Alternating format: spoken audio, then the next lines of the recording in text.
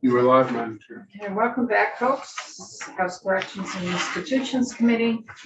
We're continuing our conversation on the ARPA dollars to see where we are, and those dollars going out the door. And we have the HCB with us this morning to follow up on their $600,000 in last year's capital bill. We put in $200,000 in bonded dollars for these projects, and we also indicated there was $600,000 out of ARPA dollars for these projects. So last year there was a total of $800,000 that went to VHCB for water quality grants to go out and help farmers. This year we've got a lot bigger amount. This year we put in about 2.2. No, I'm sorry, I'm in the wrong line. We put in about 800,000 this year, so it tracks what we did last year. Only this year, it's all out of capital bonded dollars. So welcome, and I'm assuming you're Liz. Are you Liz? Polly Major. Polly or Polly? Polly Major. Polly Major. Yes. Okay, Unfortunately, Gus had to be in another committee this morning. Okay, great. So you're gonna So change. you could just identify yourself for the record, and then walk us through the 600,000, see where you are, because the list that we have is there's been a spending authority for it, but none has been obligated to date. But that's as of December 31st, 22. So for the record, my name is Polly Major. I'm the policy director for the Vermont Housing and Conservation Board. And with me today is Liz Gleason, who's our Farm and Forest Viability Program Director, and she administers our Ag Water Quality Grant Program and is going to talk to you about some of those finer details about our plan for spending the ARPA dollars.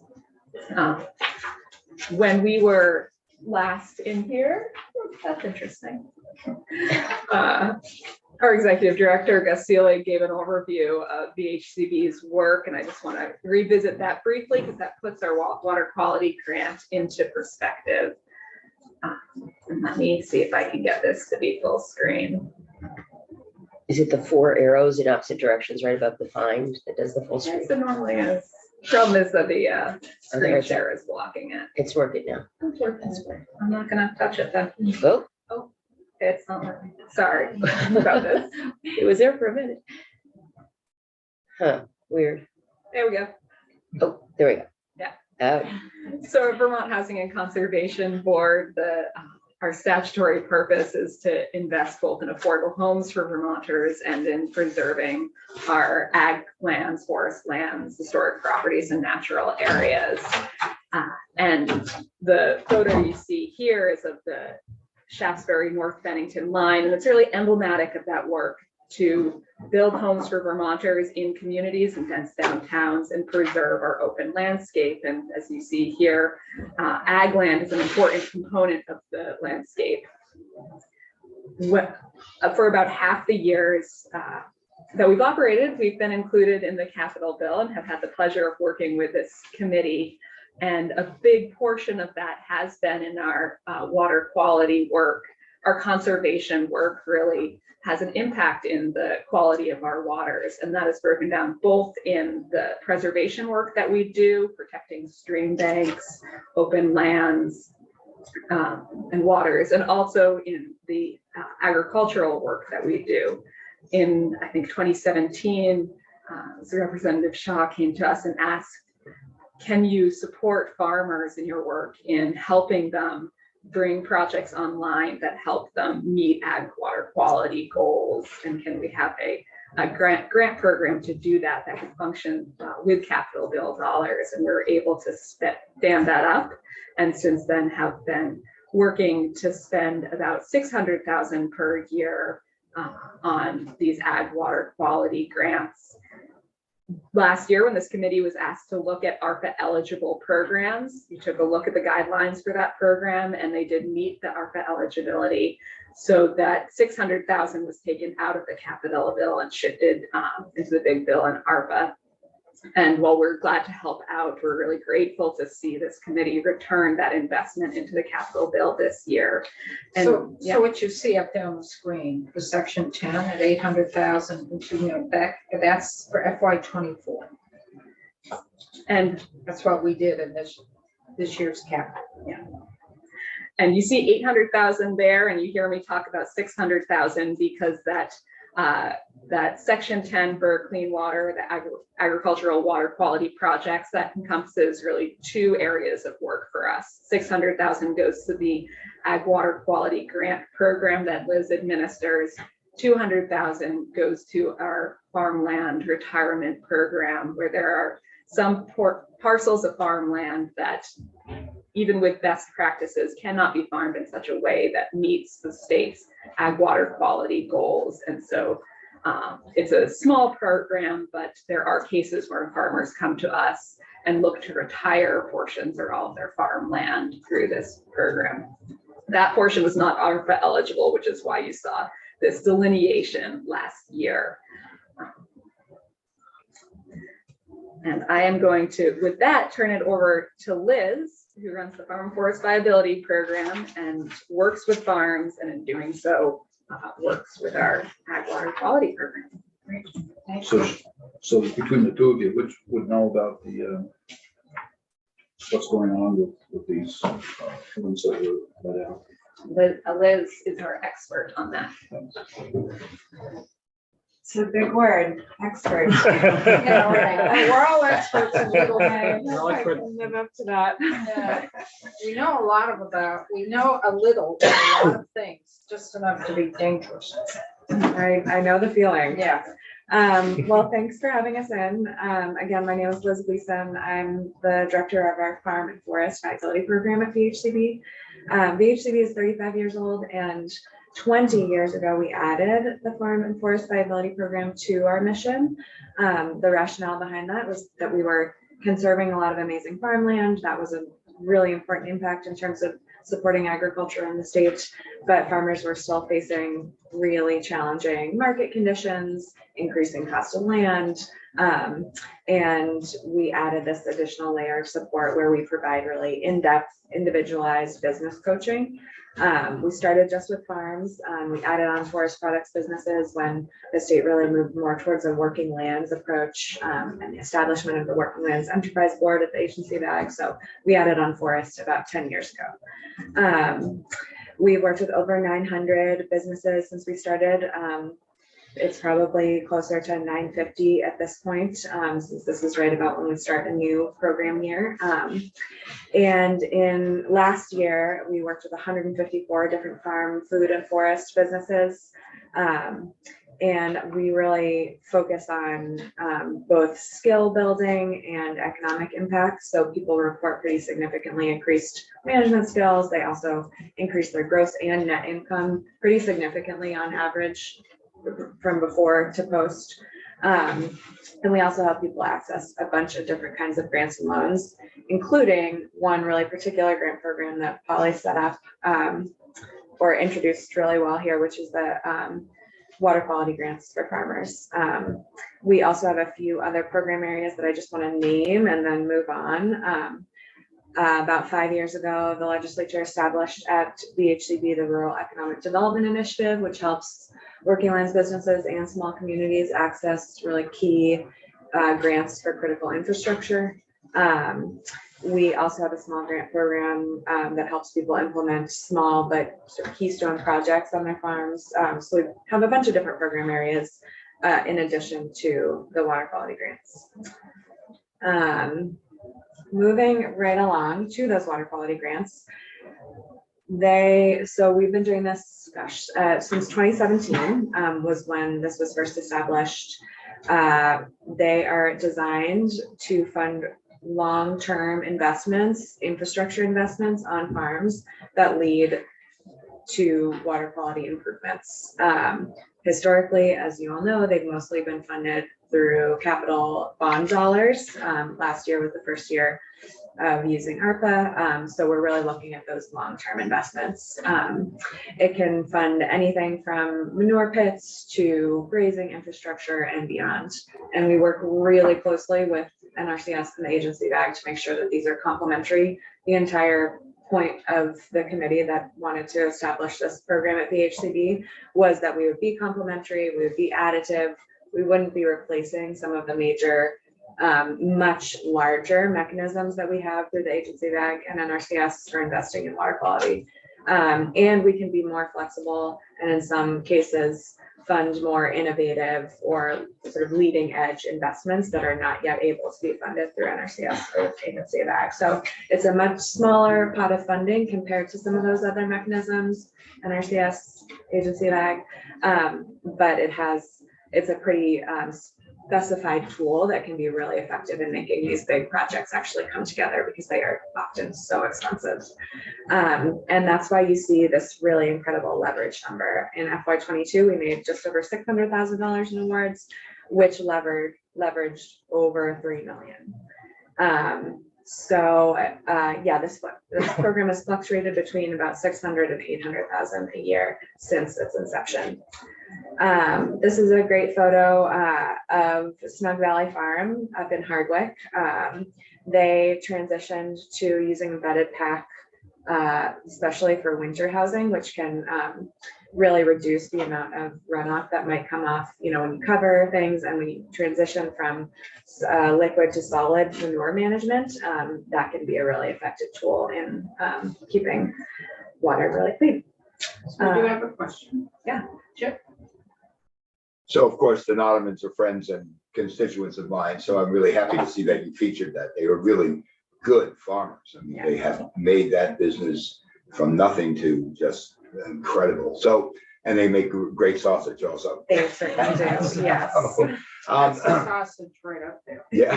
They probably make better sausage Cute than and we do in delicious. this building. Probably do. Tastes better. So farmers know what they have to do as a result of the Clean Water Act. Are you prepared to, or as part of your grant distribution to help them, for instance, establish their setbacks from water sources and crop loss as a result, and various things that they're supposed to comply with? I mean, some farmers, I think, have a problem complying because they really don't understand what they're expected to do. So I'm wondering if that all filters into what you're doing here.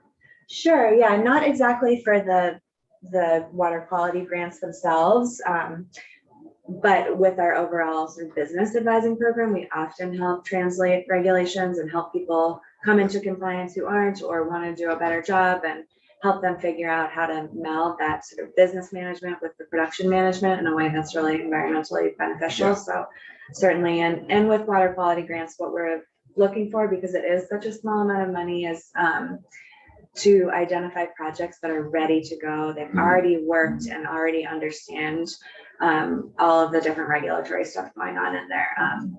These are projects that sort of help improve that. So we really rely on an awesome network of folks at the agency ag, at NRCS, local conservation districts, those kind of people who are out on the ground, really helping to identify projects that would be a good fit for this targeted funding. That's great. I mean, that's a big help. I think that'll make progress a lot better, more consistent throughout the whole state, I think.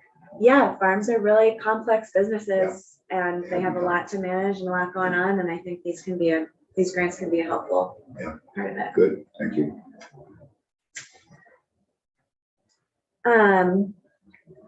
So in FY23, that was the ARPA allocation.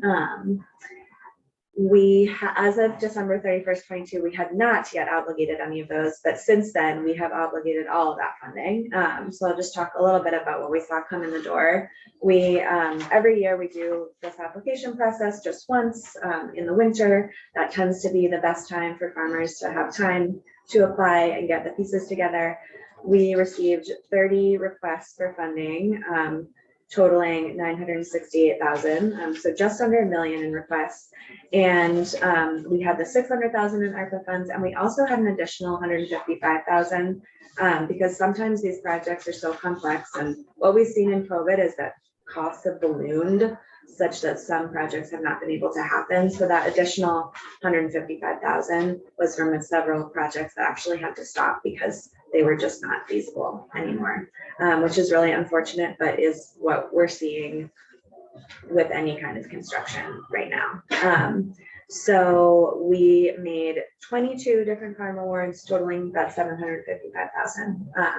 And those were just finalized. None of them have happened yet, but they are all going to happen within that ARPA timeline. And we're really excited about all of them. I'll show in a minute the list of them, but I just wanted to share a couple other examples of past projects. The one on the upper left, Pegasus Meats in South Hero, similar type project to Snug Valley, actually, for winter pig housing. Pigs are messy. They can really churn things up, and particularly in the winter, when the ground is frozen, it can be really extremely impactful to have a really good covered situation for those animals. And it also helps, it's like one of those projects that really has multiple benefits. It's much more pleasant for animals and humans. It's a really nice situation that they have up there. And a similar story, new heifer barn for Mandy and Richard Hewlett down in Pollitt, improving where the heifers are housed, so such that they're undercover when they need to be, that they have adequate access to outdoors. So these are some of the kinds of infrastructure that we see. So this is a little bit of a repeat, some of the details about how we're expecting to move forward with that ARPA deadline. People do, we know we have until 2026 to expend these, but we always start with a shorter timeline. So we generally start with a 19-month grant award with extensions if needed. So we'll be able to track really closely who's done their projects, where we're standing with ARPA dollars, what's out the door, and what's not yet. And just wanted to note that these projects are generally quite expensive. Farms generally need many, at least two, if not more, funding sources to get them done. So they become quite complex, which sort of speaks back to that fact that we see sometimes these projects not move forward. So one thing the HCB will be doing is just really closely monitoring those ARPA dollars. And because we have till 2026, should a farm not be able to complete a project due to skyrocketing costs or complexity in some other way, we'll be able to find another business that can use those funds, be in compliance with all the ARPA regulations, and make projects happen before 2026.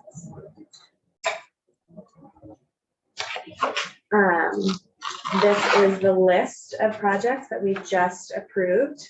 This includes both that 600,000 in ARPA and the additional 155. This is 22 different awards for all different kinds of projects. A lot of feed storage, because feed actually has a huge amount of phosphorus in it, depending on where it's produced.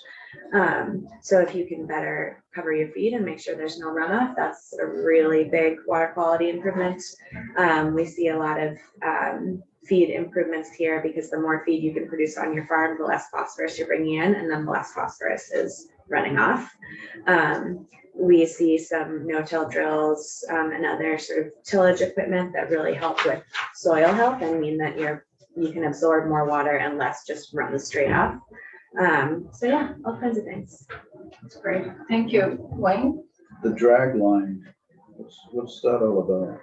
That's basically what it does is, instead of sort of broadcasting manure, it allows you to more specifically inject it where it's needed. So it means less is sitting on the surface. Oh, you're talking the pipeline system that goes into a field, or because the drag, in my mind, the drag line is something that hooks onto an excavator, an elevator that is used to move stuff. Yeah, it looks like a giant pipe, a very long, not giant width, but very long. Long and narrow. Long and Yeah, it's yeah, so I don't know why it was called, they call it a drag line, because that's a conflicted term. It's usually one of those pipe systems for flying manure in field. And a big spool, they put them all out, spool it all out and run it. Yeah. Yeah, it just allows you to be much more targeted in where you're putting. Just when I see drag line here, it suggests something else, and I happen to know that some things have gone. I'm concerned about the other kind of drag line. It's a different type of drag line. It's very long, thin, narrow, and it's sprays. Yeah, and I think a lot of this stuff is challenging because what, like, you have the same equipment could be used. It's, a lot of it depends on how you use it. And so it's about it's about improving the infrastructure, and it's also about improving how you use the infrastructure. So we're looking for projects where people see where they're at with water quality and tweak either their infrastructure or their way they use it to do it better. And they're, you know, we have lots of awesome people at UVM Extension and elsewhere that are doing nutrient management plans to make really good sure, really make sure that people are applying their when they should, where they should, in the correct rates, using the correct amount of See, I'm very additives. familiar with this, and I've seen some very bad applications, and I know this isn't my part of the country, so it's a little red flag. Yeah, yeah. Well, if you want more information about that one, I can definitely. John? Are you finding most of the grant applications are for livestock as opposed to farms, and they just be doing crops? It is a lot of livestock, yeah, and those do tend to score a little bit higher. Though we do have some cropping, pretty sure we have some folks that are just doing cropping, if not on this year, other Okay, years. but there are some. Yeah, I think we have a review committee that's made up of our board and a bunch of water quality and conservation specialists. So they'd be sort of looking for what's the volume of improved water quality that's possible. And generally we see a lot of that with livestock farms, but not exclusively. The Green Mountains go down the middle of Vermont. Are you finding more applications coming from the west, east, or mostly equal? Oh, I'm not Is that a sure. I'd tough one? have to look at the map. My guess would be more west than east, but we do have a big number in the Northeast Kingdom and Central Vermont.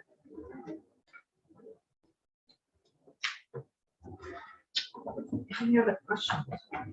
So the money is going to be all obligated at this point, and then part of our bonded funds as well from the FY 23 budget. And you, right? Those bonded funds are not from FY 23, but prior years. Prior that years, But okay. yes, from the same From the allocation. allocation. Yeah. Other questions? So you look like you're pretty much on track. You've got the money obligated. And hopefully we will at some point get an updated spreadsheet in terms of what we're working off of, because this was done as of December 31st, 22.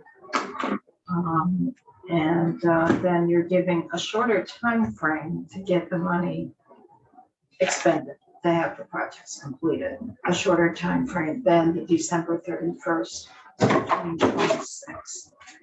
Yes, anticipating that it is possible that some people might need a healthy extension. But we start with that shorter time frame. So you have some backup right now. Doug, get your hand up. Yes, Madam Chair.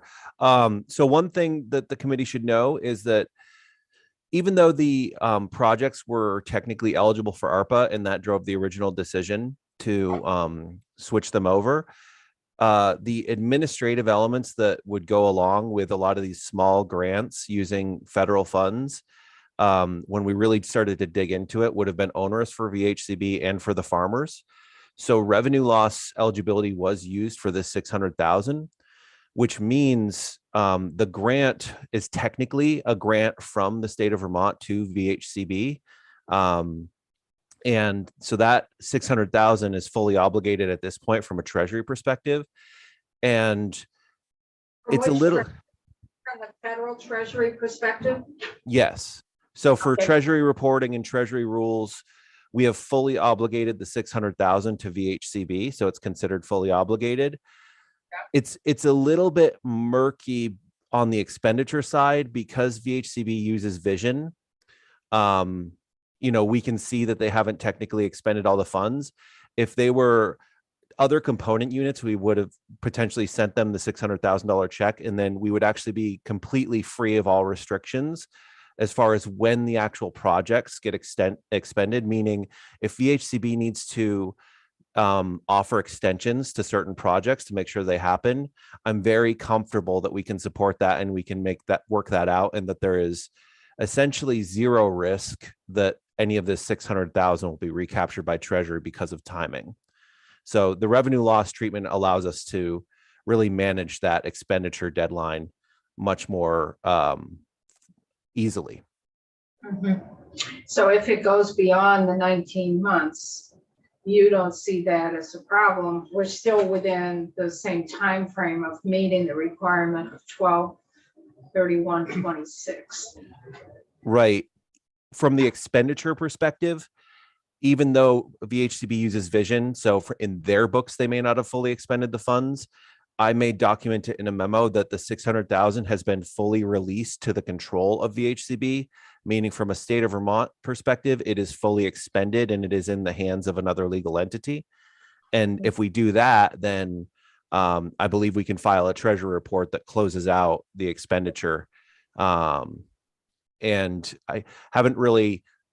we haven't needed to talk through all those mechanics with VHCB, but I just wanted to bring it up because actually I think they will have a great deal of flexibility in managing when those projects actually finish. Thank you. If I could just say one more thing, particularly about that drag line is, well, just wanted to add that for any projects that feel complex or that our staff is not certain of, like, we are generally speaking with many conservation professionals who are engaged directly in the project on the details on the ground. So we're talking to the local conservation districts, we're talking to the Agency of Ag and NRCS, and really getting those people that have the technical expertise and are on the ground to weigh in with their feedback. So yeah.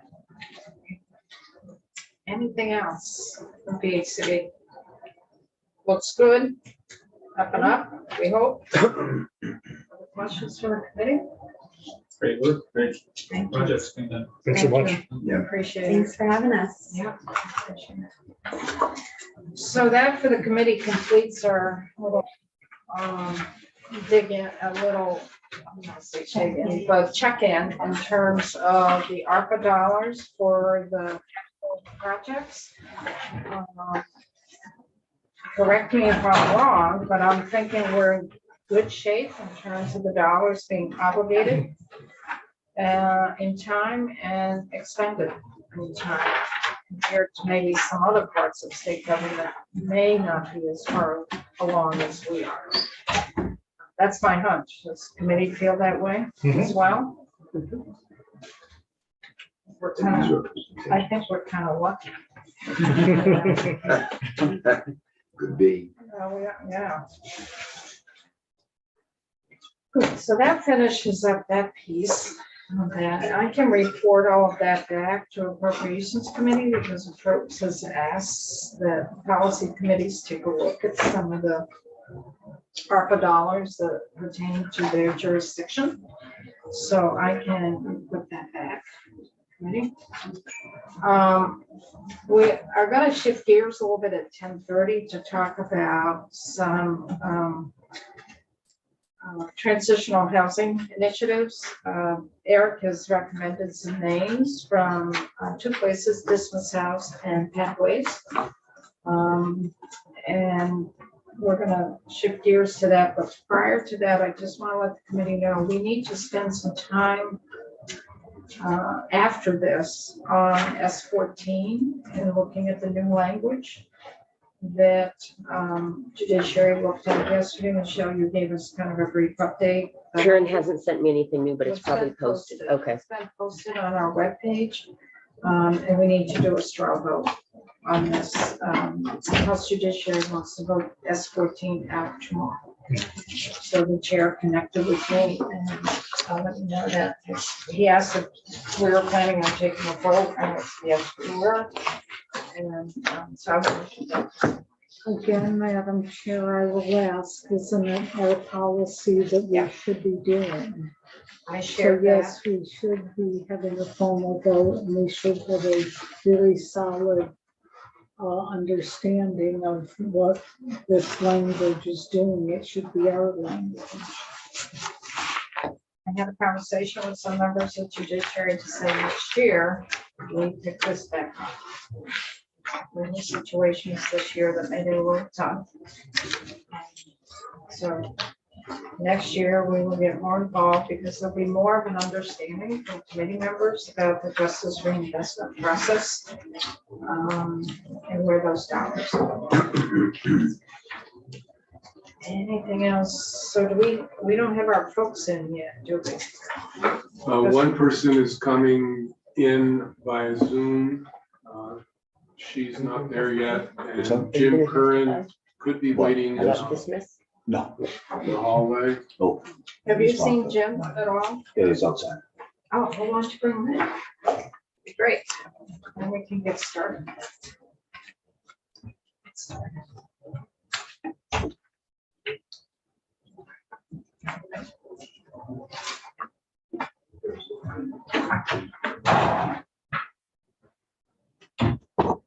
How are you? Good, how are you? The hot seat's right in front of you. Whether you want to be there or not. Welcome. Welcome. Thank you for So we're a committee that oversees as jurisdiction of corrections policy. We're also a money committee that deals with funding state capital projects.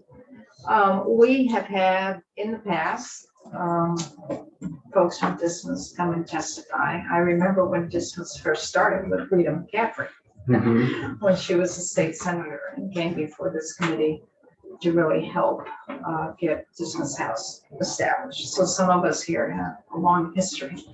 That's great.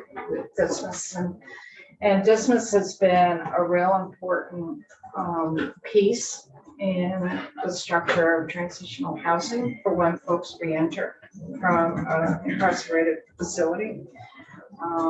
And we started out with just a place in Rutland and then has expanded to other locations in Vermont.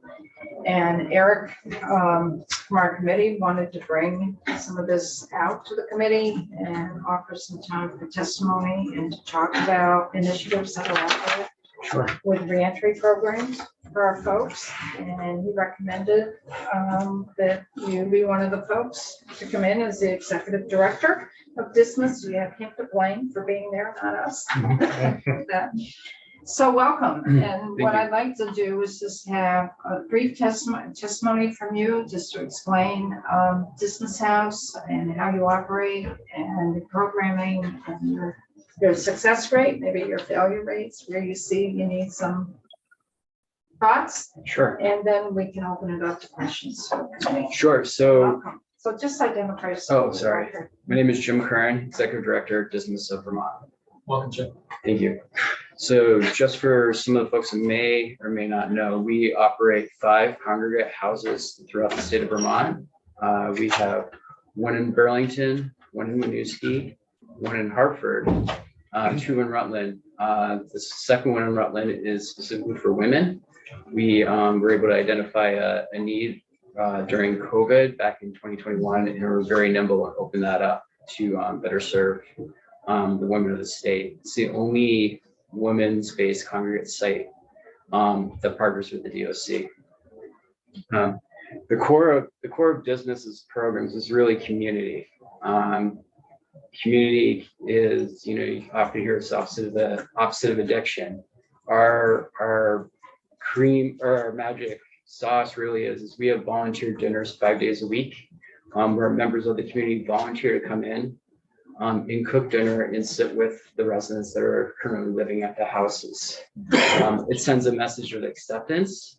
It also tells, each individual that, I care enough about you to spend some part of my life with you.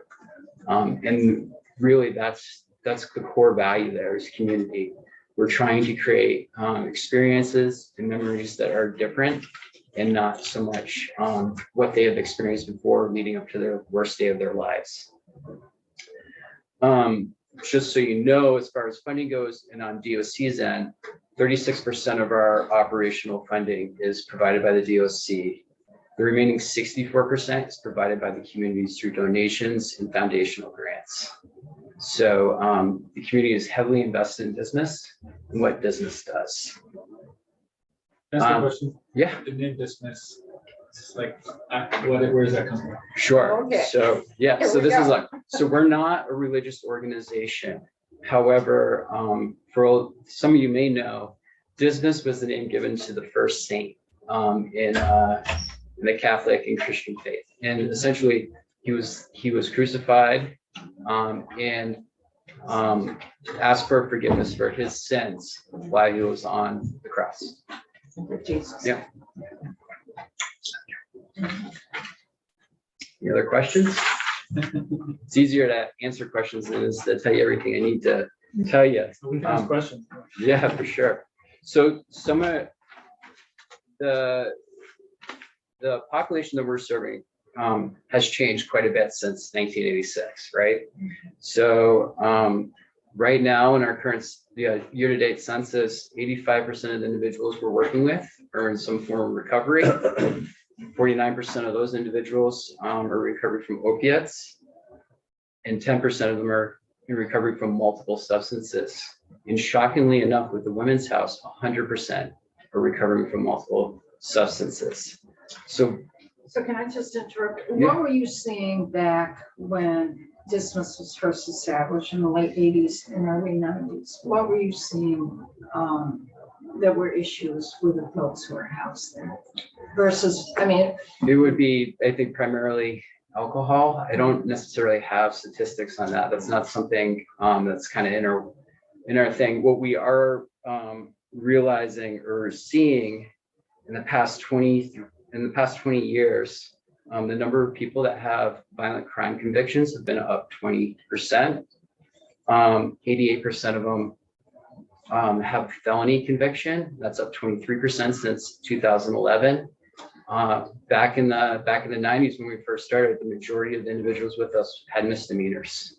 It was more like 20% felonies, and that matches what the population is at present. exactly, that's where I was going with this, because back in the early 90s, a lot of those misdemeanor folks had a sentence and they were incarcerated. Mhm. And then when they were released to reentry on furlough or even maybe parole, those are the folks that could go to dismiss.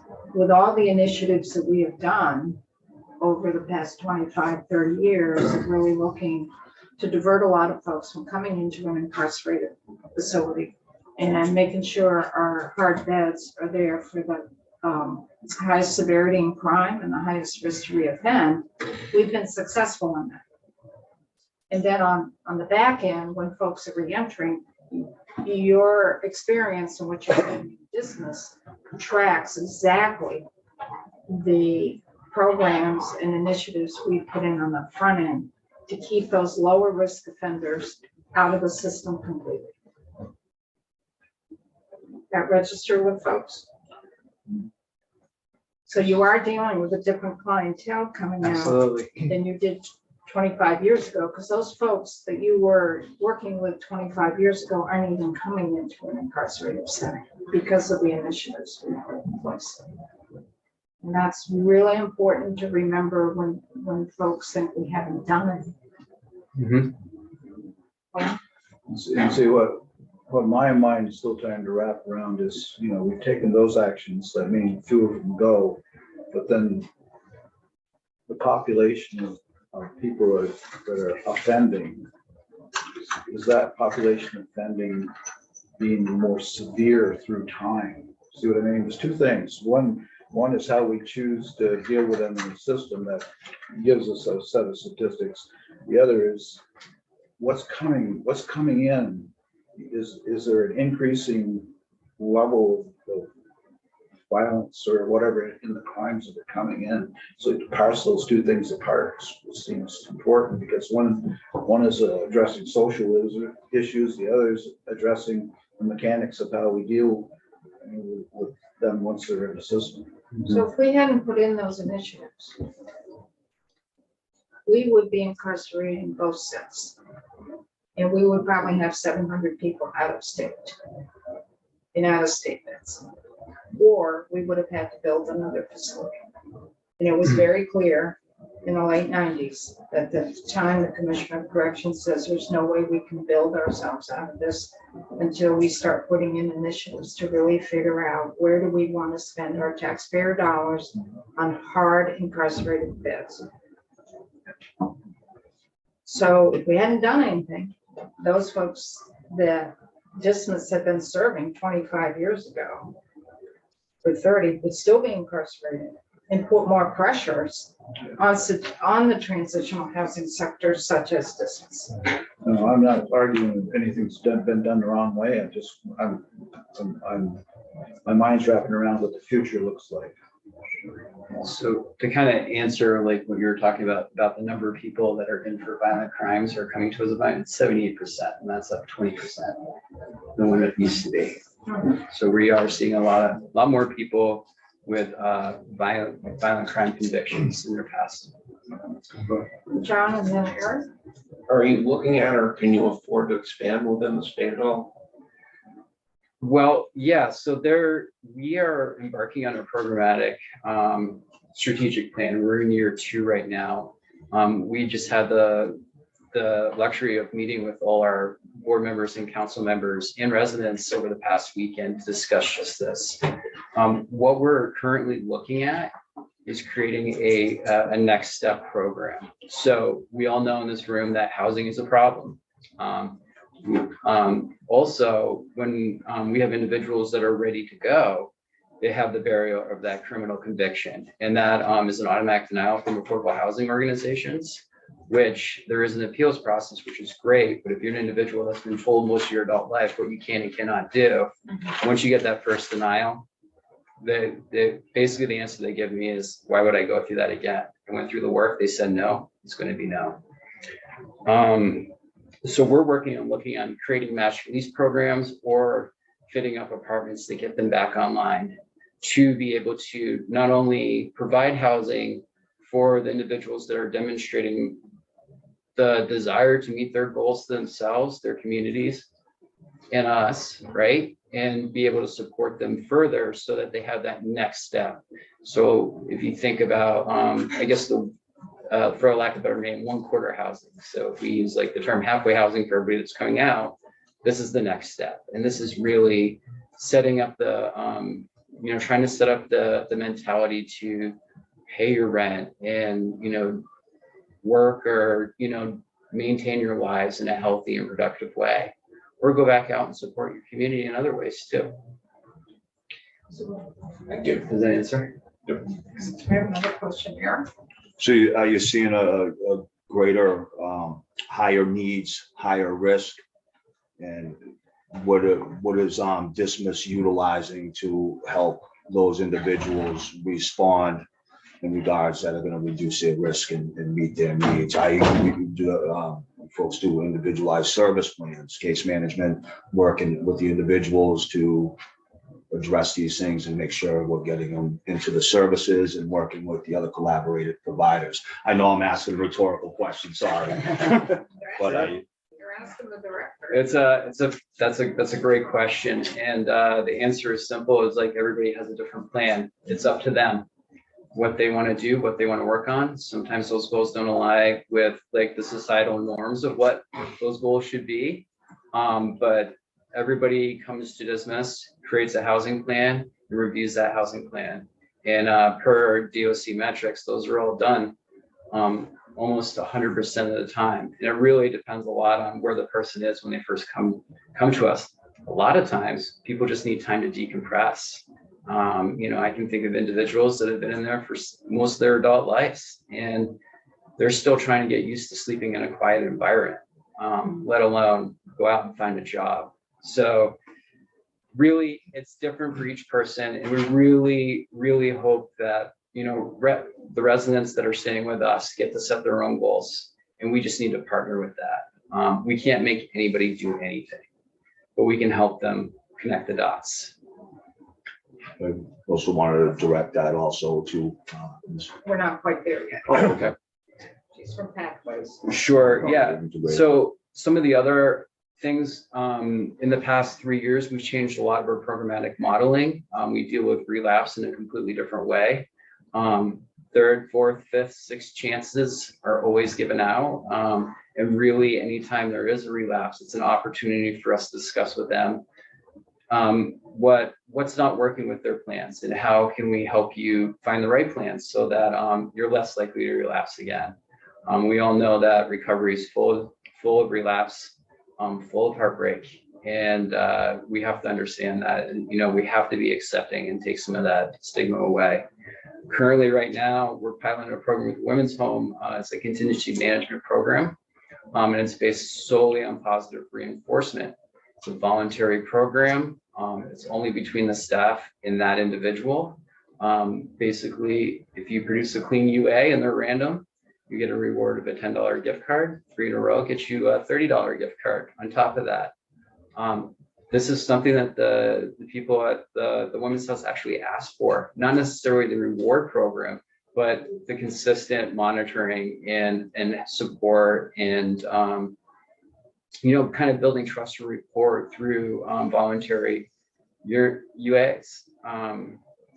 And what we're finding, we're still pretty early in this, is that they will disclose whether or not they're going to pass the UA or not beforehand. So again, it creates this environment of safety and honesty. And quite honestly, it puts us in a position where we can say, as long as you're honest with us, we can help you. But if you're not honest, we can't.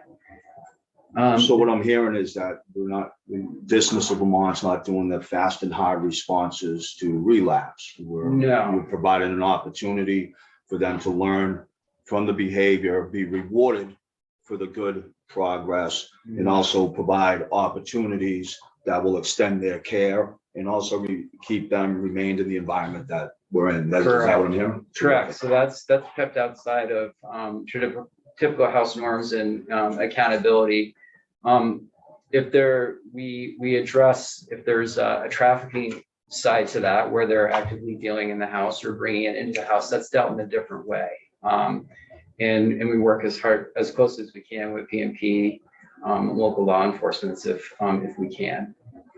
So responses are pretty much based on an individualized case-by-case circumstance. Correct. So I'm curious, I've got a lot of questions. Great. What is the status of the folks that are housed? Are they on furlough or have they been paroled? What's the status there? It's a mix. I think majority would probably be furloughed, and then we have some parolees. The goal ultimately is fight reduction of supervision. So we do have people that stay with us longer now. And so we might see that someone will move from furlough to that reduction in supervision. We also have beds that are not contracted out with the DOC grant that we accept people from federal drug court and the federal prison system too. And they have different, they also have different conditions, and they're also managed in a different way by their supervisors. So. And how many residents do you have at each home? 5, 10, 8? Well, you're asking for a current census right now? Yeah. What's your average? So right now we have 8 at Beale Street, which is in Burlington. We have 8 in Winooski. We have 9 in Hartford. I believe Rutland Men's House has 8 right now. And the Women's House has 6, but they're not all, or 5, and they're not all DOC supervision people. So right now we currently have probably 6 vacancies for one reason or another, just with turnover.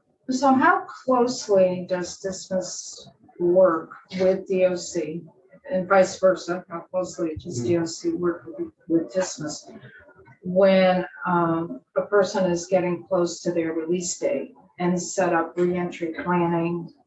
What does that process look like?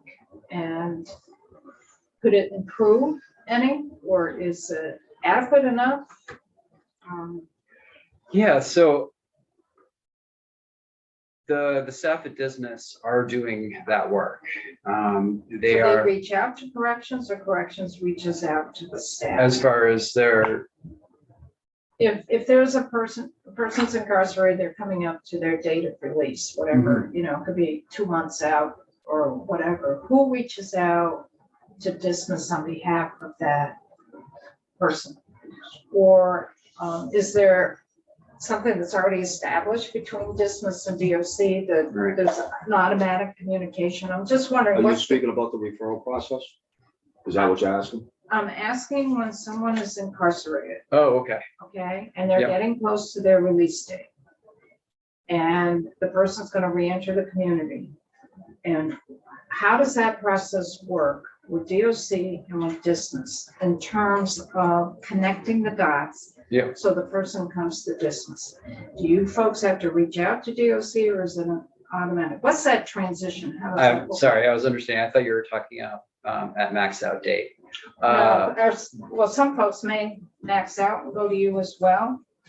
Yeah, Okay, It so may that's a happen. little different. Yeah. That may be different. I'm talking about someone who would be on furlough or parole status. yeah. So there is a referral system. We receive the referral depending on which district it is being referred to at that point. And that's typically made by their caseworker in the prison In that itself. facility. Yeah. And then there's an interview process, and we also look at, you know, risk level and scores and, you know, if they're appropriate or not appropriate for the community at that time. Some of the challenges with that is we have a higher wait list in one district at any given time. And that's something as far as working closely with DOC is trying to identify, is there a cleaner, quicker, faster way to say, if we're, you know, we have a bed utilization rate in Hartford of only 80% and Burlington is full, and we got a wait list of 15, how can we get 3 people off that wait list into a different community? And that's something we're trying to figure out. Yeah. And work with DOC, because that, you know, it just makes a lot of sense. Hang on, wait. So when does the local P&P office become involved? Is it when the person physically enters the home and then its P&P becomes involved? Yeah, I think the local PMP office, the district manager has to make the approval for that individual to be released into the community. And that, I could be wrong on that. I can't speak to their internal operations. But typically when they are released, they have 24 hours to report to that local PMP office and then report to us. Does Dismiss have a good relationship with all those field service offices? I would say, yes, we work pretty closely. You know, a lot of times it's creative thinking, you know. Again, it takes a team. No one person can do this for anybody. So I'm just thinking, you've got a waiting list all the time. It sounds like you got about 45 beds around the state available. What's the need? I mean, and also at the same time, for answering this, it seems like some people that are getting out aren't suitable for your program or somehow not acceptable for your program. So anyhow, considering all of that, what's the need? Yeah, so I think, I mean, to speak to our waitlist specifically, we have a X amount of beds allocated for DOC's use. And then we have some community beds that we've committed one way or another to help individuals that are either coming from federal drug court. So it really depends. I think the highest need as far as on the DOC side would be places for individuals with sexual offenses to go. I know that's the greater need. We currently only have one house that we're able to provide that service at. And so I think that would be, you know, I think that's the greatest need for the state and corrections right now. So I have some other questions. Sure. And then comment. So, are you registered somewhere with a network or, and I'm curious, so our understanding is that when an inmate leaves the facility, their Medicaid ends. Does that have anything to do with the way inmates or you receive income from inmates or patients, or are you just funded we're non-clinical, so we don't accept funding or Okay. money for Medicaid or anything. Okay. The individuals that come and live with us are expected to pay a small program fee, which Yeah. includes room and board. It's $85 a week, which is quite affordable.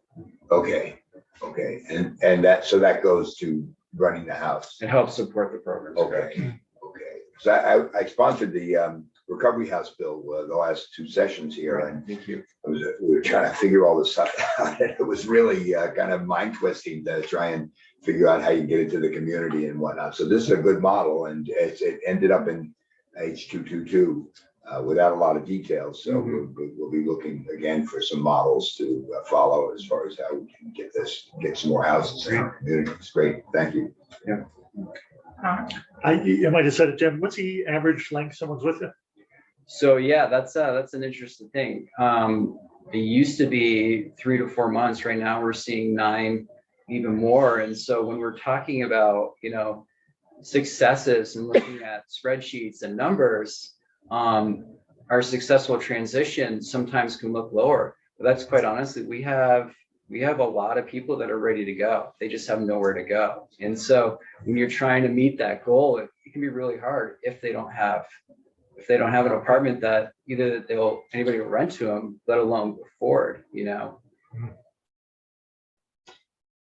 So that extended length of stay, is that due to not being to step down to another housing situation, or is it also due to higher needs of the individual that need to be met?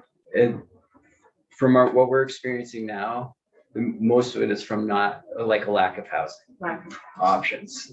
Stock is low And expensive. Yeah. So we have a question behind you, and I just want to clarify, Lindsay, are you with Pathways or, okay, I just wanted to clarify that. Troy. Just curious, I just honestly don't know the answer to this question. Have we ever attempted or considered legislation that would have an impact on the discrimination for the formerly incarcerated as they're seeking housing? I don't know if anybody knows the answer to that. I don't believe we have.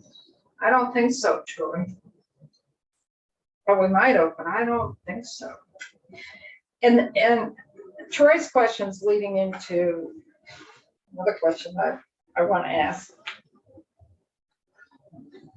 Citing a dismiss house in a community. It's a difficult thing to do. Is difficult. And how have you gone about that? And what are the pushbacks?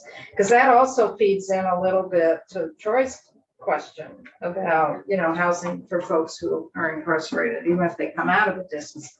What has been experienced on the dismiss end in trying to, because you're in a house that's been converted. It's a residential home, basically, that's been converted. So you're in neighborhoods, in communities. How has that gone, that siting process? It can be contentious, at least. I honestly, I'm a short timer, so I haven't been here for trying to start up a new house besides the women's house, but that was a community we're already in. That was a community that we're already in. The women's house is located in Rutland. So Rutland supports the mission and totally gets it, right? Often it's NIMBYism. It's people not in my backyard. Why don't you look at another town? I can tell you that in Hartford, it was quite contentious.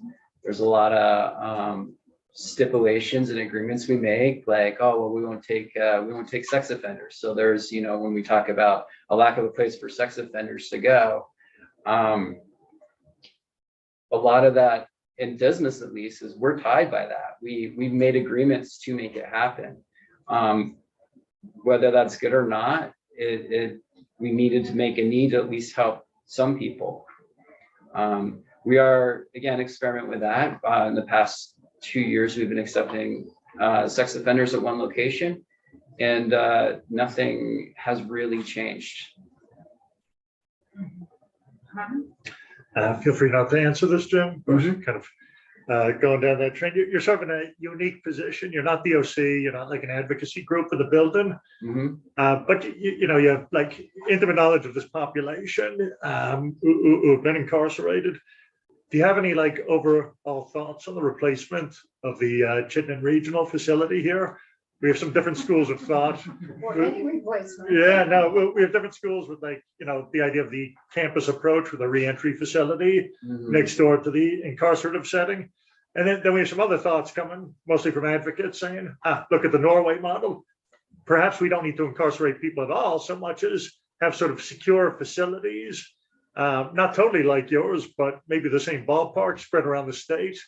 So I don't know if you have any thoughts. It's open-ended. Wow. That's a loaded question. And, Solve it for us, Jim, if you don't mind. Probably could get myself into trouble trying to answer that in a way. You don't have to. But my general opinion is that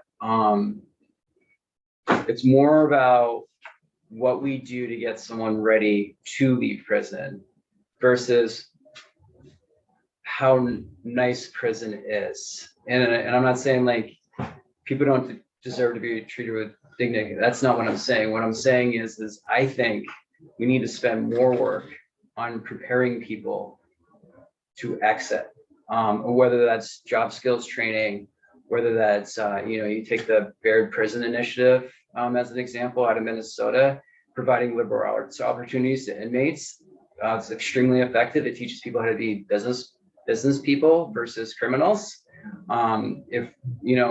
It's been a challenge, I think, for every prison system the past couple of years with COVID and trying to figure out how to isolate people. And a lot of that is just isolation, right? So people don't get sick, and that's not helpful. So if we were to do more work, I think, before people get ready, and if you think back to like the original programs that Rita and Frank McCaffrey and even some of our council members participated in the Decisions program, where they were teaching those things, how to come back out, how to be ready. We have people that have never even seen a smartphone. So, and we do have some people that don't even have IDs when they come to us, and so they have these expectations. Well, why aren't you working? Well, I'm still waiting for my ID. We had one guy that was waiting 35 days for his ID. And from what I understand, they're supposed to have their ID in hand when they leave. So for me, I would focus on what we're doing. As far as like transitional housing on the grounds of a prison, it sounds like prison without bars to me. And I don't mean any disrespect to any models that have been done in the future, but again, thinking about, it's still the same place. It's not in the community. When you look at where a prison is, typically it's not in a residential setting. It's not with a diverse population of people coming from all different backgrounds. If you think about, our friends at Pathways and their models, like scattered site housing, that's a prime example of how it should be, right? It should be that shouldn't be just all people coming out of prison or incarceration all in one place and kind of swept out. They should be learning about other parts of their communities and people that are going through different things and have different backgrounds. I mean, that's part of what we do. Sitting down and eating a family style dinner with somebody that you would never meet in your entire life unless you came to Dismiss, that makes a difference. So. Thanks, Jeff. Michelle, good one. I have a question, maybe you know the answer to. I used to work with reentry programs through a CJC in Brattleboro. And one of the places, and also in Bells Falls, actually, to a certain degree, that we used to house individuals was Phoenix House. And as you know, that program closed down, 3 years ago now. And as far as I know, those sites that used to house individuals at Phoenix House are not being utilized. Do you know if there's any strategy statewide through Dismiss or through other organizations to try to reestablish housing in those programs? Because those were a great resource. I'm not talking about the program, I'm talking about the physical space and having beds available that has not been utilized as far as I know. Yeah, so I have heard conversations either through different continuum of cares that I attend to or other networks of different service organizations that kind of deal with this. People talk about it. They try to creatively think about how to use those. It comes down to money, which is kind of sad to think about. If you look at Dismiss alone, our operational expenses are increasing by $224,000 next year.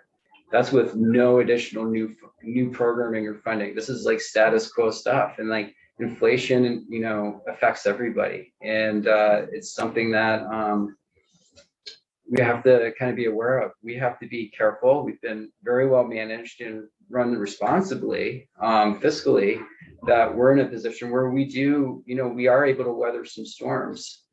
But if we were to haphazardly start popping up houses, with, you know, just because there's space and need, but no funding sources, would go away pretty fast. Go ahead, Eric. Anything else? Oh, no, that's good. And just given the difficulties of finding housing in the community, to really expand that and broaden that out greatly, do you think it's feasible in any way? What kind of magnitude do you think we could actually ever achieve if we wanted to increase that and disperse it in communities? It takes a lot of planning and a lot of thought. I can't speak specifically the number, how long it takes to create a Dismas house from purchase to operations. But it just takes time, and it takes a lot of strategic planning on our end. We're in a position where we're focusing on making sure that we're meeting the needs of the current population that's coming to see us. And once we have that in check, and then once we establish what that next step is to make sure there is a place for everybody to go after they're done with Dismas, that's when we'd be looking at geographic expansion. It doesn't necessarily mean that if a perfect scenario or option arises, that we wouldn't be nimble and react, and if we had the support in that community, do something about it. But again, it takes a lot of planning, and we're as good as we are because we don't make rash and impulsive decisions financially. So basically, given the inflationary costs, you're treading water. Yeah, I think we've, there's good years and there's lean years, and we'll be heading into a very lean year next year. One of the greatest challenges I had when we established the old Mandela House was consistently being level funded. Years and years of level funding. We didn't have the capacity to raise money, and obviously the context of those programs were a higher level of care, services, responses, clinical, all that. So we really relied upon the support of the Department of Corrections to keep those funded, but the level fundingness really provided significant challenge in maintaining, staffing, so forth. So my question is Dismas been consistently level funded throughout? Well, so back when the competitive RFP was released in 2021, under the DOC's theory of change, we entered that RFP with a higher number, and we built in a little bit of CPI money in there, but we also expanded some beds too. Obviously, we added the women's house at that time. We are, our organization's in a different position than most, because we are not predominantly funded by state or federal money.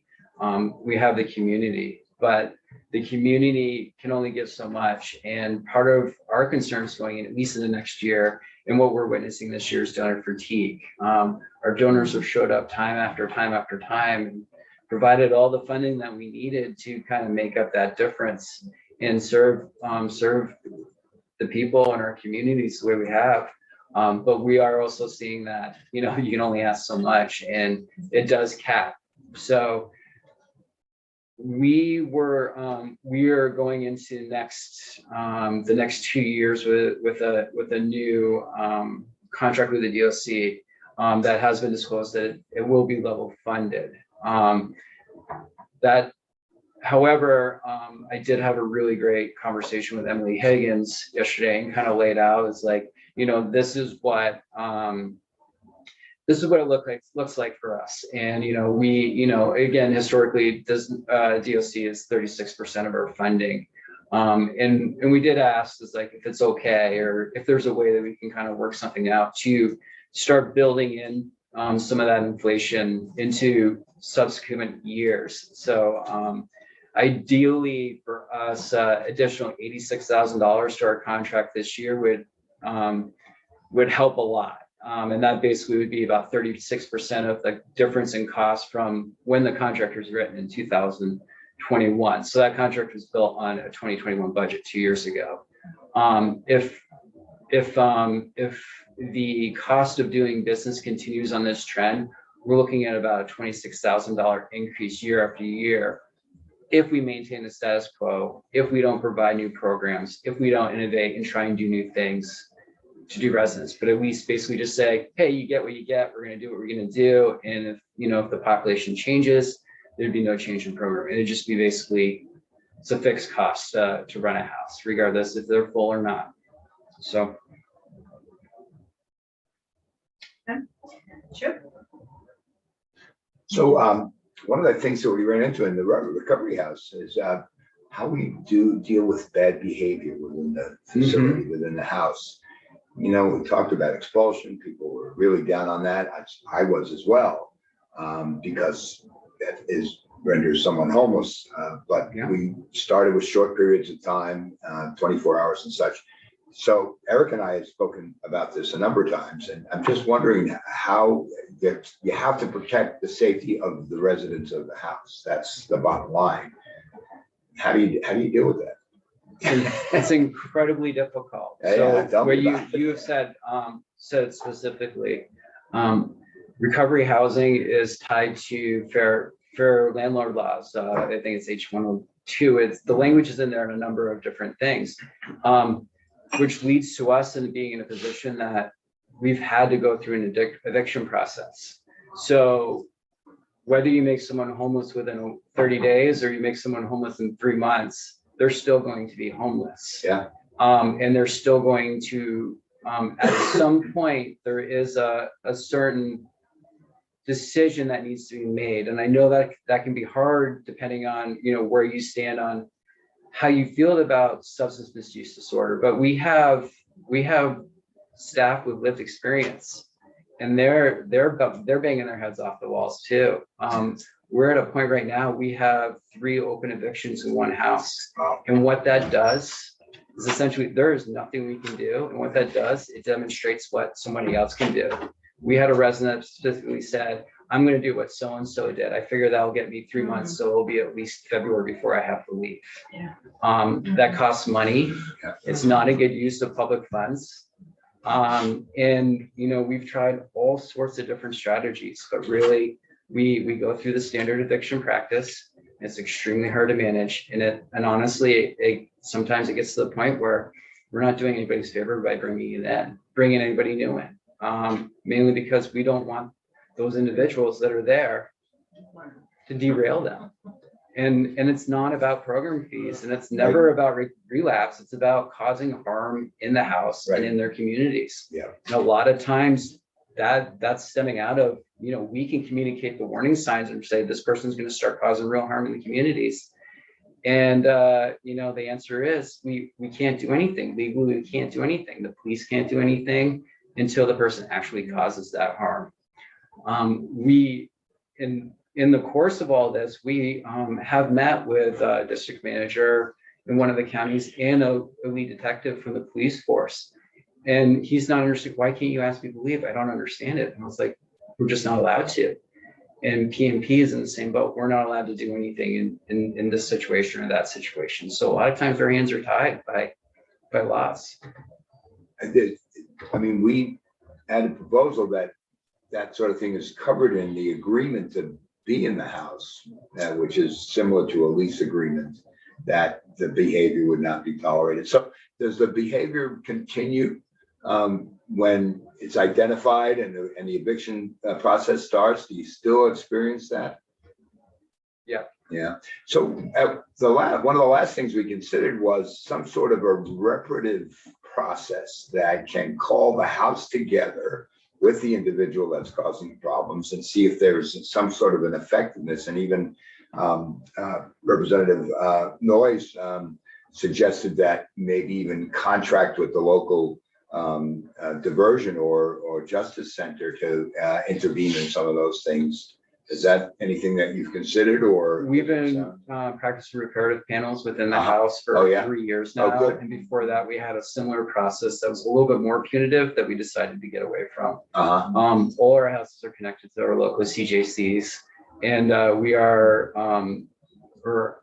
I think for the most part, we are in partnership with the DOC encouraging more use of COSA as a way to mitigate some of that damage, but it has to be done early enough. In Hartford specifically, we've been extremely successful engaging COSA to provide some corrective behavior.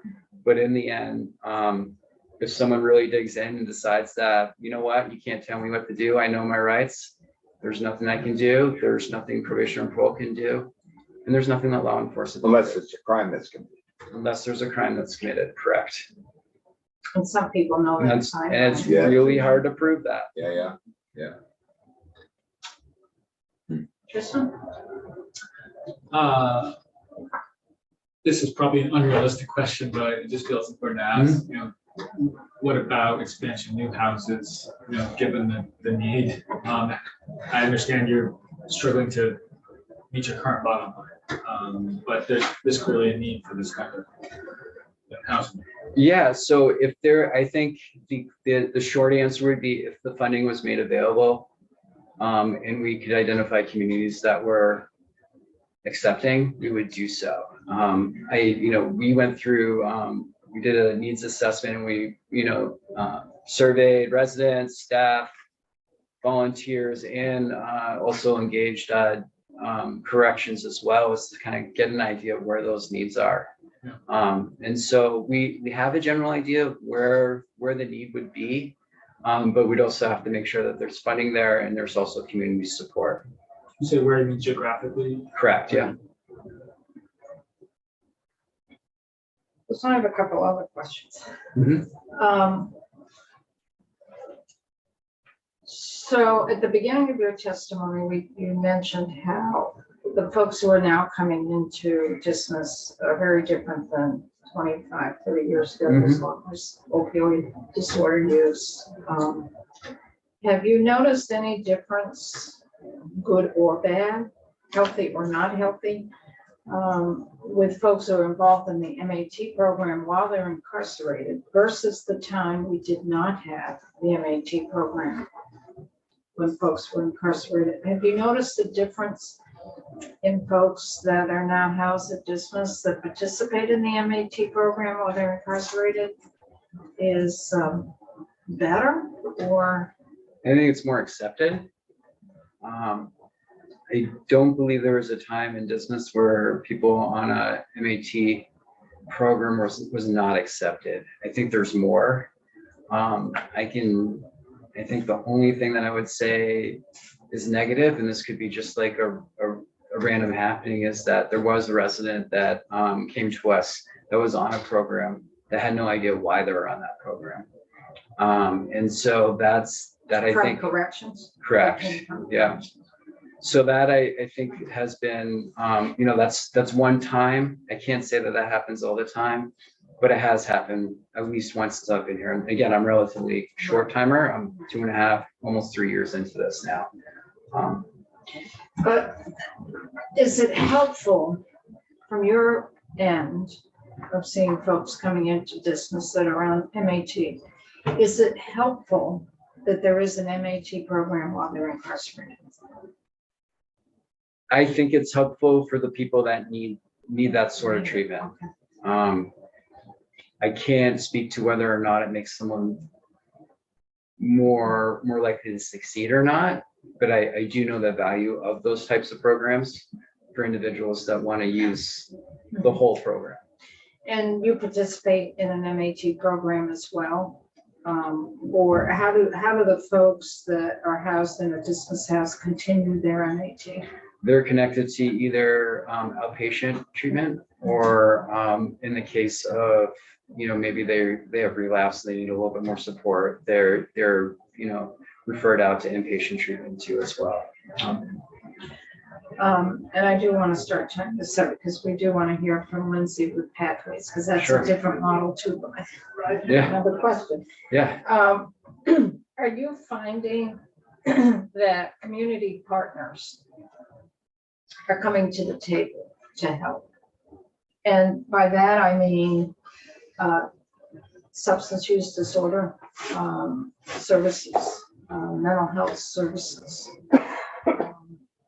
trying to find housing after the fact for folks, employment, trying to find employment. Are you finding those community partners that are out there are available and willing to coordinate services to help a person be successful? We are able to connect them to the services in the community that they may want or need at any given time.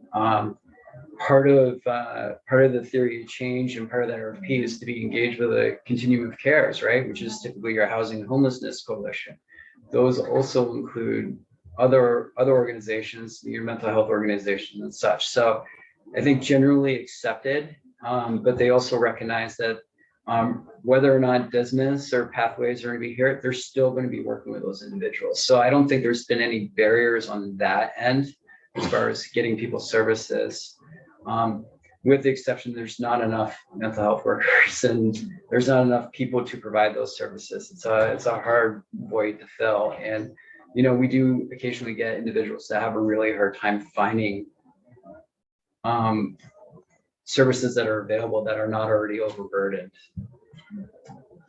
You hear that a lot. Anything else you want to share with us? I just really want to appreciate, you know, your time and the work that you guys do here at the State House. I know it's not without burden, and I really appreciate the time to come and speak about all good things and, you know, how we can work together.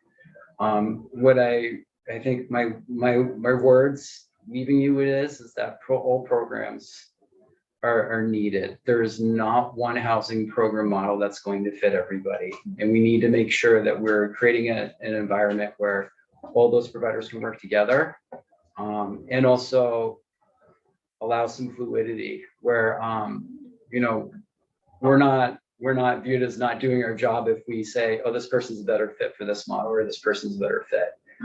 That is something that is actually held against us in the metrics. If we stabilize somebody and they've been with us for 9 months and they're doing really well, and we move them into another program because that's what's right for them and there's a lack of other things to do. As far as I'm concerned, that's a success for us because we got them to the next step and what was right for them at that time. And I think we need to create that environment, in at least in this world, of being able to be a little bit more fluid and work together. This is straight yes or no, because we do want to get to Lindsay. Straight yes or no. Do you believe that a higher level of transitional reentry housing needs to be made available? Yes or no? When you say higher level, do you mean with more supervision? High level of supervision, higher level of scope of practice. I.e. the back in the previous days in Rutland when Sanctuary Mandela was around. Yeah. Yes or no? Yes. Thank you.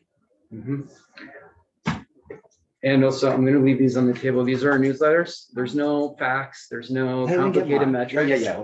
But that has stories and it has some information on our upcoming events and celebrations that we're pretty excited about. So I would encourage you to take a look. Also links you to some of the other outreach stuff we're doing in the community. Good. Yeah. I'm aware. Thank you. Yeah. Thank you. We really appreciate it. Thank you. You can stay while we listen to Lindsay with Pathways. Great. You can take a seat on the side. Yep. One of those pamphlets on my desk, please. You want to put one on Troy's desk Thank you. and then give it back to Mike? Thank you. I mean, Jim, not Mike. I was looking for the mic. And then put one on Tori's desk too. I've got it. Yeah, right. Oh, stop it. Tori's already got one. And I saw Tori and I kept calling her Troy. One story. I thought you were pointing to Gina's. Thank you, Jim. Thank you. Appreciate it. I So appreciate it. let's transition to Lindsay Nisa. Mesa. We're going to talk about a different model, which is Pathways. And Pathways has a different delivery model. They're not congregate living situations. It could be apartment livings or different situations, but Pathways provides a wraparound service to the person. So welcome, Lindsay. You've heard some of the questions that have been asked. Maybe in your testimony, you could target some of your testimony to answer those questions, but also give us an overview of what Pathways is and how you've really expanded over the last, I would say last 3 or 4 years, you've really expanded because we've pumped some money into this particular model. So welcome. Yeah. Hello, everyone. Thank you so much for having me. Just for the record, I'm Lindsay Mesa. I'm the Assistant Director at Pathways Vermont, and it's nice to see you all, and it's nice to see you, Jim, as well, and to hear your testimony today. Thanks for being here. Pathways Vermont is a statewide nonprofit organization, and our mission is to end homelessness and institutionalization in the state, as well as to offer community-based mental health alternatives. And today I wanted to talk with you about 2 programs that we offer that are dedicated to working with people that are involved with Department of Corrections. The first is through the same funding mechanism that Jim's speaking about, which is the DOC Transitional Housing Funds. We run a Housing First project that operates in 9 districts. And I can, if it's useful, I can say what those are. But we operate in 9 districts across the state and support 102 beds.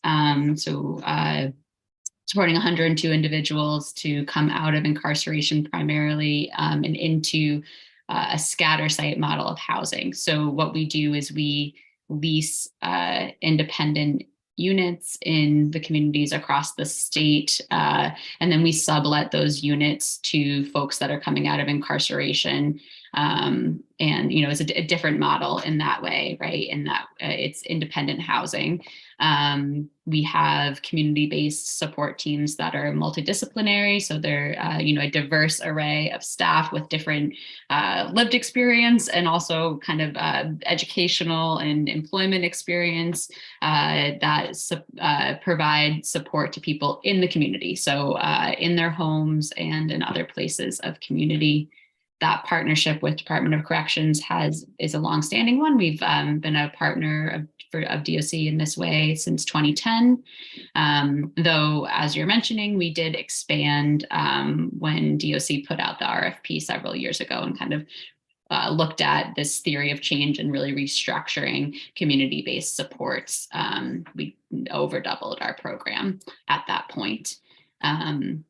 And I'm happy to speak more of it, but just for the sake of kind of orientation, I also wanted to mention that we have a new partnership working with people exiting incarceration. We are doing a forensic assertive community treatment team, or FACT team pilot out of Chittenden County. This is a project that's actually funded by the Department of Mental Health, though it's a collaboration between Department of Mental Health and DOC. And we are supporting the full caseload when we get up and running will be up to 60 individuals under supervision at Burlington Probation and Parole specifically. And really doing the full evidence-based practice that is FACT, which I can talk about, but it's essentially a multidisciplinary team wherein we provide kind of robust wraparound supports and a variety of specialty supports to people in the communities. And the target population there is the folks that district has been struggling most with supporting to stay in community supervision, who have been kind of cycling back and forth in incarceration. The primary difference in that project compared to our transitional housing project is that it's not a housing project. So we're providing, you know, mental health services in the community and supporting people to connect with housing. But in our transitional housing project, we're actually providing units and rental assistance directly through Department of Corrections funds. Yeah. Oh, that's wonderful to hear. With that, are you also implementing with, and quote me if I'm wrong, but the model with FACT also implements the intensive forensics intensive case management, as well as the intensive outpatient, which is a whole, that's a lot of stuff. You guys have the staffing and the capacity to, and I'm not knocking it by any means, but that's a lot. That takes a lot of staffing and a lot of, to move forward with that. So I'm excited to hear that, but I'd like to hear your thoughts on the rest of that. Yeah, and it sounds like you know a little bit about it. But yeah, so essentially the idea behind assertive community treatment, which is, best practice model for providing support that came out in the 1970s as part of like a deinstitutionalization movement, thinking about folks that were previously served in psychiatric hospitals, is that you provide, that the team provides kind of all the service package, right, that people might need to be supported in the community. The forensic element is that you work collaboratively with probation and parole. You work specifically with people that are corrections involved. You take into account things like, the ORAS score, right? Or, data that DOC collects that looks at recidivism risk. And you provide specialized training that's across the departments, right? So both P&P providing training to us and us providing training and best practices in community mental health care to P&P. And we have folks that have lived experience of incarceration on staff as well. And there's a peer support component to the program. We have been very lucky that we've been able to acquire a really wonderful team. So we will be providing therapy and substance use counseling directly. We provide nursing support directly. We have a supportive employment specialist, peer specialist on the team as well. So we're going to be providing most of a comprehensive service package. We also have for this project as a pilot project, an external partner, which is VCCI, the Vermont Chronic Care Initiative, is also working with these individuals. And then we are also connected in an intentional way to other community providers. Like, we're not providing MAT directly, right? But people are connected to MAT, for example. That's great. Thank you. Intention between the departments, DOC and DMH being the departments, is to test this model in one community to see if it is something that could be expanded in the future to other districts. So we have another question, Lindsay. Wayne? So this seems to be a major and complicated thing. You said you got 60 people involved, but this is not 60 beds. This is 60 people involved in the program. So the question for the two of you, I think you said you had 109 beds. 109 beds, and you had 45 beds. Are there any other groups or any other entities around the state that are also providing beds for the kinds of services and reentry that we've been talking about? Is there more? I'm just trying to get an idea of what is the current capacity in terms of beds for the things that we've been speaking of. Yes, there are. I believe there are 9 providers that are funded with Department of Corrections Transitional Housing. Please don't quote me. And I think that there are about 200. Jim, also, you can correct me if I feel like I'm really off, but 200 beds in various types of models, both congregate and scatter site across the state. At this point, funded by DOC Transitional Housing. Some of those are through the CGAC centers in different communities. Yeah. Okay, thank you. Well, you folks are carrying like 90%, or excuse me, wrong number, but you're carrying 75%. Would that be inaccurate? Pathways is the largest scatter site. We're the largest congregate. And to clarify, we provide 34 beds to the state of for Department of Corrections. But between the two of you, you're providing roughly 75% of the available transitional beds in the state of Vermont. So, but that qualification there, so 35, so we're talking two different things. One, DOC, you're talking a total of 200 DOC funding, of which your 45 is 34. 49. And so in the bigger picture, beyond DOC funding, is there more? Is there more below the water line that we don't all about it. Well, you've got a lot of beds out there. You've got recovery beds out there. You also have mental health beds. I mean, you've got different funding streams for that. But in terms of dealing with folks who are reentering from a correctional facility, there are, I believe, a little bit more than 200 beds out there, transitional beds that are funded directly through DOC. But there's a lot of other beds out there that is not funded through DOC. That's correct. So, you know, we've got to incorporate all of that. And some facilities, some places may have a home or housing, or say they have 7 beds. Well, they could have 4 of those beds are funded through the local DA, mental health agency, or Department of Mental Health. They could have a couple beds funded through DOC, and they could have a couple of private paid beds.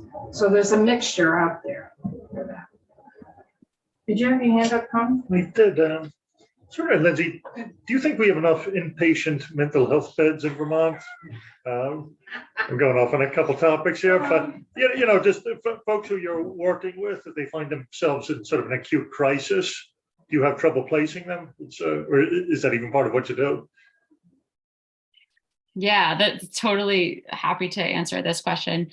I think that there's a lot of pressure on the inpatient mental health at this moment in time.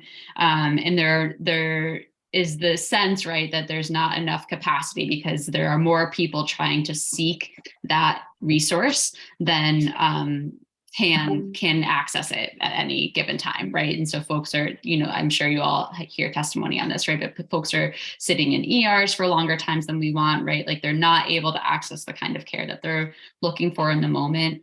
I do think a large contributor to that is that there are not enough community-based alternatives to inpatient care.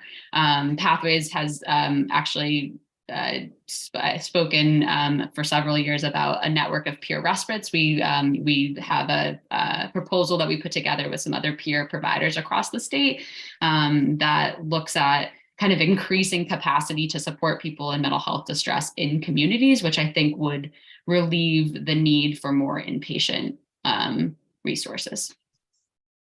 Thanks, Lindsay. Anything else you want to share, Lindsay?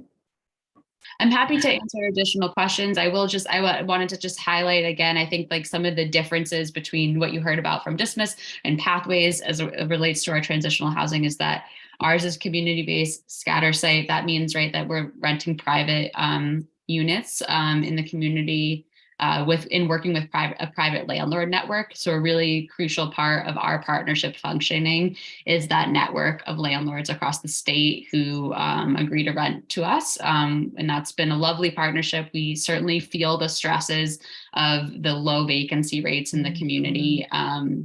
And are also navigating that. You know, it took us some time to scale up, but we're near capacity now in terms of the units that we have available for people coming out. We also work with folks that are identified as maybe needing the greatest amount of support to transition into the community successfully. So we work primarily with folks that are, have been flagged as at moderate to high risk of reoffense. We work primarily with folks with very entrenched criminal histories, all sorts of different offenses in their backgrounds. We do support, because we have this scatter site model, we are, a resource for people that have sex offenses in their history, because we can really identify housing that's going to work for that particular individual, right, and meet their community supervision needs. Because we also do work with folks that are really looking for this intensive support, our timelines tend to be much longer. So because it's a transitional housing grant, for the most part, DOC likes to see us with people for about 2 years, but there are certainly households who we've worked with beyond that. And I will just say, in terms of pressures or challenges, the primary pressure is that permanent, affordable housing option after DOC involvement, because Department of Corrections is able to fund the housing rental assistance and the support services while people are under supervision. But once folks max from supervision, it's really a cliff, right? We can't use that resource anymore. So just continued advocacy for more formalized connections and reducing barriers to, as Jim was describing, right, to people being able to enter the regular rental market is a real continued priority for us. So we have a couple more questions, Lindsay, Wayne, and then Eric. So you're aware of the emergency room problem we have and how that's puts an additional strain on our prison folks and everything else. So this community treatment or experiment that you're doing in Burlington with the 60 so people, that you see that as the solution or a major bite out of the solution to solving that problem? And if so, when are you heading for St. Albans? I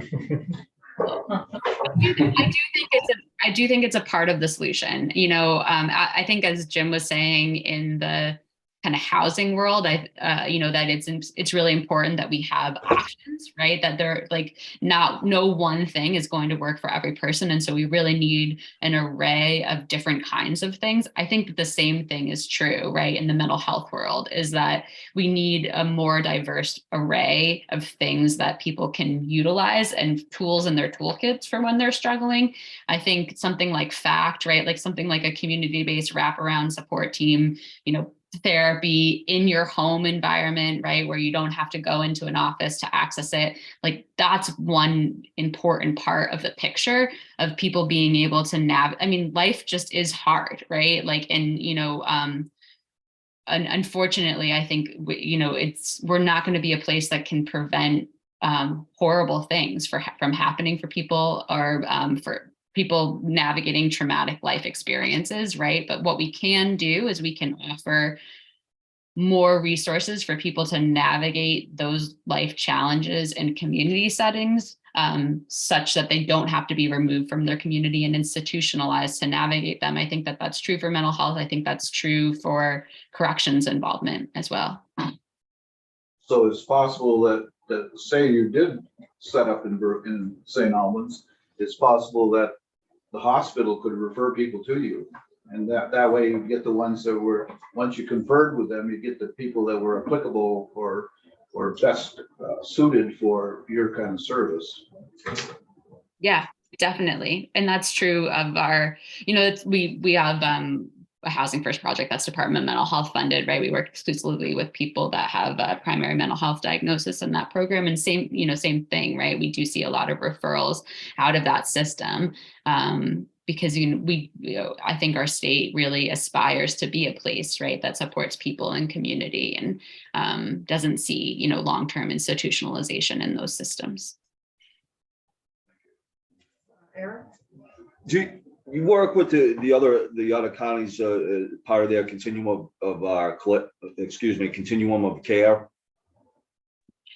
Yes. Yeah. So, you know, again, our background as an organization is we're first and foremost a housing first organization, right? So we're committed to ending homelessness. We support people out of really what is often very long-term homelessness into our communities.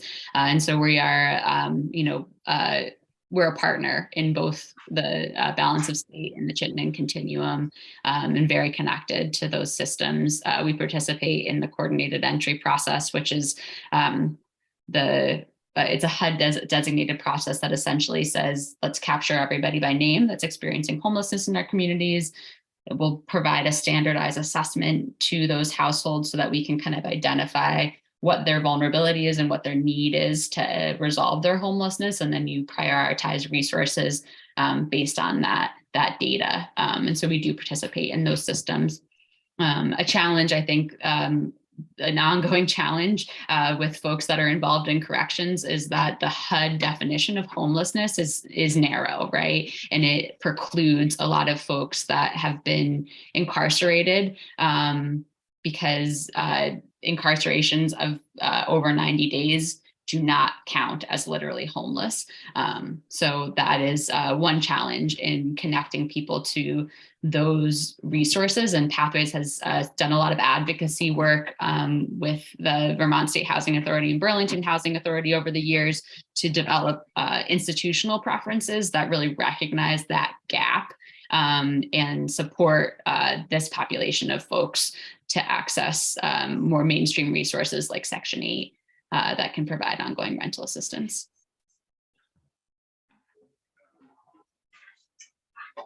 Anything else you want to share, Lindsay? Similarly, want to thank you all for the work. I do want to say that in terms of some of the questions about need in our communities, I do think that there's a greater need, right, in our communities than we currently have the capacity to afford. Pathways similar to Dismiss, we carry a wait list in every community that we support across the state. I do think that these are overall a really important and successful partnerships, and that they do give folks the jumping off place for being able to reintegrate into the community in that really values aligned way that we all want to see it happen. So thank you for inviting us to share about the programs, and thank you for the advocacy for their continued place in our communities. Great, thank you, Lindsay. Any other questions? Just a quick statement. What's most impressive with all of this today is the collaboration between all the way around and working together into meeting the needs of those that we are asked to serve. So I commend both your agencies for all the hard work, the time that you put in, because the fact of the matter is when COVID hit and a lot of agencies went home, Pathways and Dismiss stayed there fighting the good fight and helping to protect those, keep them safe, and provide them the services desperately needed. So thank you very much for your commitment to the individuals we serve. Thank you. Thank you both. Thank you for coming in. We appreciate it. We're done, but before the committee leaves, before we're done, I want to try to figure out our schedule. And Jim, I do have a question for you, but I'll wait until after we're off with you too. That works. Scheduling wise for us for the next hour and 15 minutes, we do need to take a straw vote on S14 on the new language. Do people want to take a quick half-hour lunch break and come back and do I've that? got our hospital here that we are meeting. What time is that, Mary? 12 noon to probably 1 o'clock. I'm just worried we're not going to have the time to get to they want to, House Judiciary wants to vote it out tomorrow afternoon. We're here at 8:30 tomorrow morning with talking about the forensic unit with the Medicaid funding. And I think we're going to have, I think we're going to have a long floor tomorrow morning because we got third reading of the two bills that are up today. And I understand, but again, I am pretty adamant, otherwise I'm not voting for it unless we really have what we want in it as our policy. Right, and that's what we need to go through. Right. We need to go through that language. And it's highlighted. We have it already posted on our webpage. You want to do 8 o'clock tomorrow morning? I have to teach tomorrow. I can't be here in the morning. Can we bring it? I can come at 9:25 and vote and read the paper by myself, but I can't. Is there any point on the floor, and I know today's an important, but can we get off for I can ask. a time that, we're all reading this prior to when we get in here to answer questions or whatever, and then do that? I can ask. During the 28 announcements. Maybe you're going to be announcing the hospital going to be. I don't know if they're coming to the floor, so if they are, I will, but why don't we try coming back at 1 o'clock? We'll figure out. I have to be in announcements. I've got guests to read resolution. Help? no, I know. Figure this out, folks. I could pop out as soon as possible. I mean, I'll read it over lunch. He could join us after. We could start if he reads it himself. He could join us after his announcements. Well, Mary may have an announcement. Sorry, Jim, I'm not announcing you.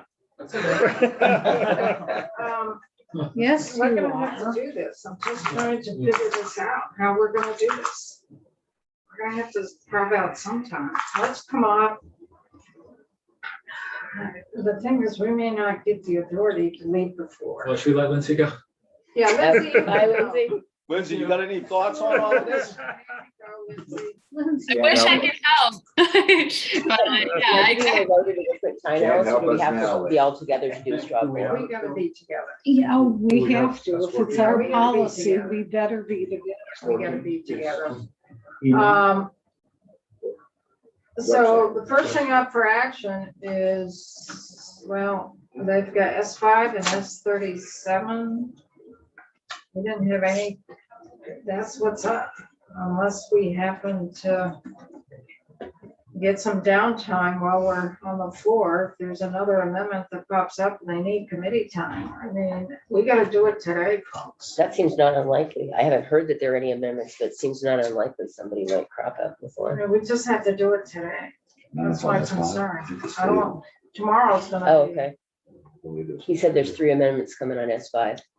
yeah, but the committee may have, well, we yeah, considered them they're already. on the calendar. The question is there others Floor amendments popping that up? would give us extra Right, time. but they have to give time. The only changes in this S14 are the blue ones. The blue, right.